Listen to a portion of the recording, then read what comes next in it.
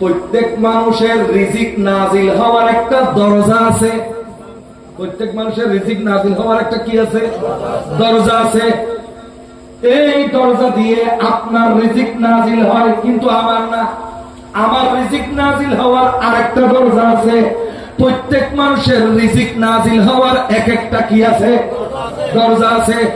একদিন ওই দরজা দিয়ে রিজিক নাজিল হচ্ছে না, সেই দরজা সারাদিন পুরো অপেক্ষা করলো। সন্ধ্যাবেলা বলল, আল্লাহ কি হয়েছে আজকে তোমার এই নেককার বান্দার রিজিক কেন নাজিল হইল না? যে মানুষটা মসজিদে 5 ওয়াক্ত নামাজ পড়ে, মানুষের বালাই করে, আর কোন বান্দার উপর জুলুম করে না, এই বান্দার রিজিক নাজিল হইল না কেন? বলে কেমনে নাজিল হবে?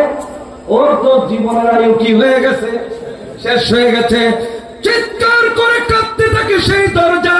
তার কান্না যখন আসমানে শুনে, আরো জোরে বলেন না, আসমানেও কান্না শুরু করে।